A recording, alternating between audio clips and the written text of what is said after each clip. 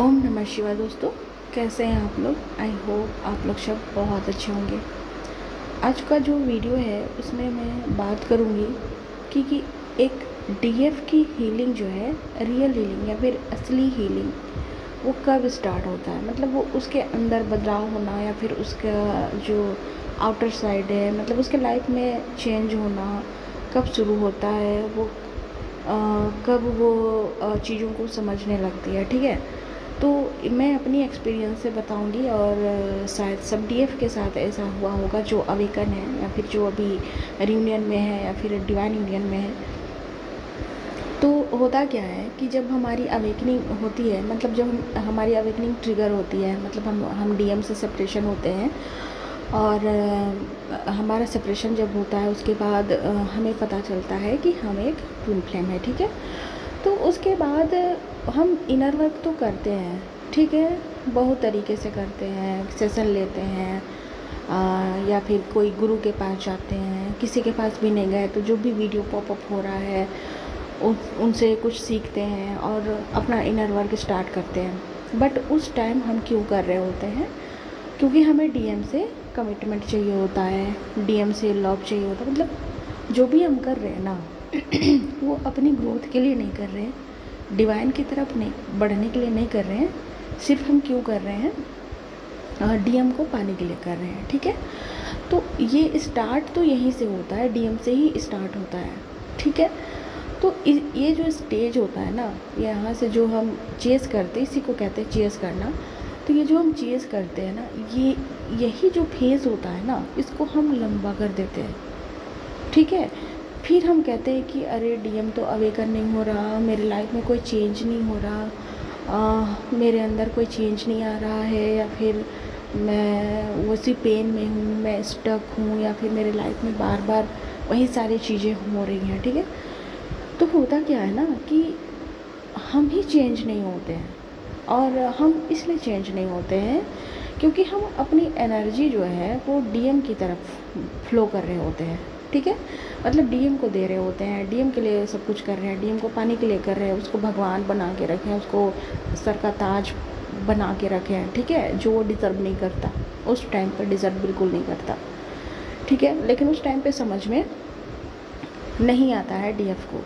और मैं जैसे बता रही हूँ कि वही जो फेज़ होता है ना, वही जो स्टेज होता है, उसको हम बहुत लंबा कर लेते हैं। 1 साल, 2 साल, 3 साल, 4 साल, 5 साल, मतलब आप अपना देख लीजिए। ठीक है, मैंने भी किया है। इस फेज़ में हमें लगता है कि अब आ जाएगा वापस, अब बंदा आ जाएगा, अब सब ठीक हो जाएगा। फिर जब हम पीछे मुड़ के देखते हैं, हम बार बार पीछे मुड़ के देखते हैं तो कितना चेंज हुआ। जैसे मैं भी देखती थी 6 महीने इनर वर्क की, 1 साल इनर वर्क की, फिर से उसको मैसेज की, साइलेंट जर्नी होते हुए भी मैं फिर से उसको मैसेज करती थी कि उसमें क्या बदलाव आया, कहीं कुछ तो चेंज हुआ होगा, बंदा अब शायद मेरा मैसेज देख के एकदम से पागल हो जाएगा, या फिर एकदम से हैप्पी हो जाएगा, या फिर मतलब कुछ तो चेंज होगा। पर सच बताऊँ, कुछ भी चेंज नहीं हुआ था।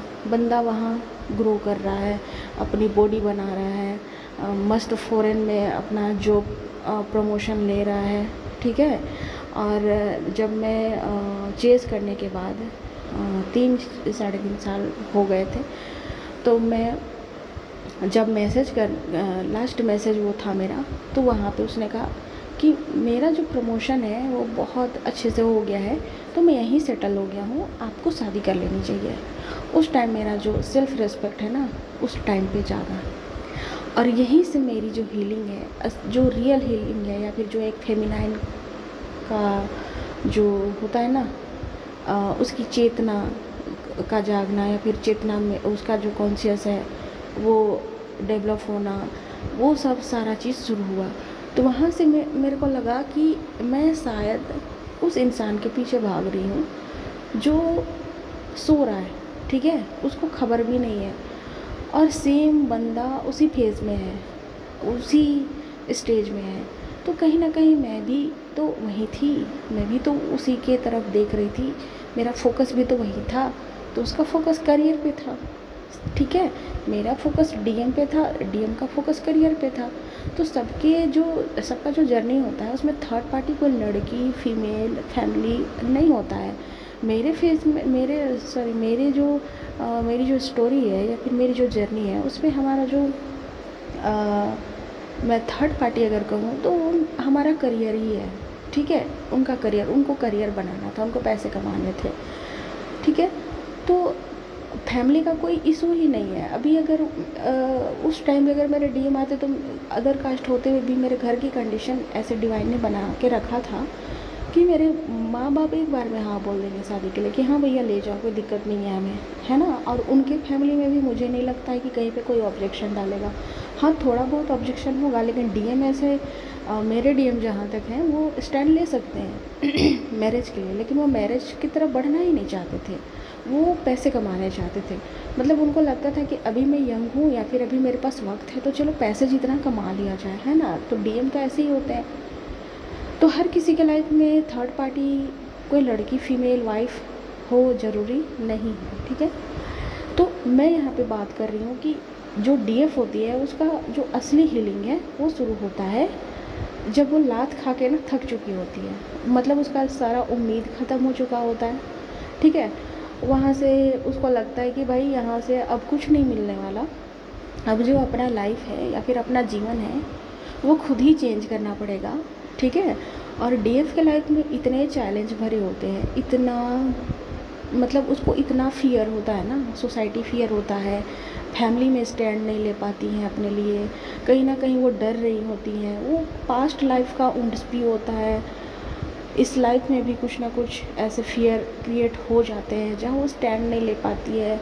एक तो वो अपने आप को लड़की समझ रही है ना, सबसे बड़ा तो यही चीज़ है कि वो निकल नहीं पा रही है, उसके पास जॉब नहीं है, पैसे नहीं है ना, पढ़ी लिखी भी है तो कोई काम नहीं है, कुछ भी नहीं है, सारा चीज़ फैमिली में लड़ाई झगड़े, मतलब इतना टूट चुकी होती है। तो उसका लास्ट ऑप्शन बचता है कि डीएम है, डीएम चलो वो तो समझेगा मुझे या फिर वो तो सुनेगा, वो तो मेरे पास आएगा। और किसी किसी के लाइफ में तो मैरिज ही मेन रीज़न होता है अनमैरिड डीएफ का। जैसे मेरे लाइफ में भी था, तो मेन था मेरा शादी नहीं हो रहा था और यही सबसे बड़ा मेरा फियर था, ठीक है। तो ये जो मेरी हीलिंग हुई वो कहीं ना कहीं जिस दिन मैंने ये प्रण लिया कि भाई मुझे ही अब करना है, मैं सबको फेस करूँगी, सब कुछ करूँगी, अब मैं अपनी एनर्जी किसी को भी नहीं दूँगी, ठीक है।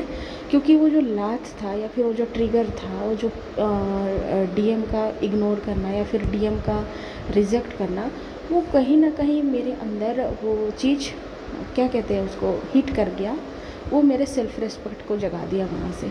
अब थोड़ा सा कहीं ना कहीं वहाँ पे ईगो भी आ गया, सेल्फ़ ईगो, और वो आना डीएफ के लाइफ में ज़रूरी है, वहीं से आप आगे बढ़ते हो, ठीक है। और वहीं से जो मैंने किया कि अब ठीक है, कुछ भी है, मेरा जीवन है, परमात्मा ने मुझे ये जर्नी दी है, मेरा कर्तव्य है। अगर परमात्मा चाहते हैं कि मैं अकेले ही फाइट करूं, अकेले ही चैलेंज को फेस करूं, सोसाइटी को फेस करूं, मेरे पेरेंट्स को फेस करूं, मैं फैमिली को फेस करूं, मैं रिलेटिव को फेस करूं, सबके सवालों का जवाब या फिर ताना जो भी है, ठीक है, जो है वो मेरा ही है।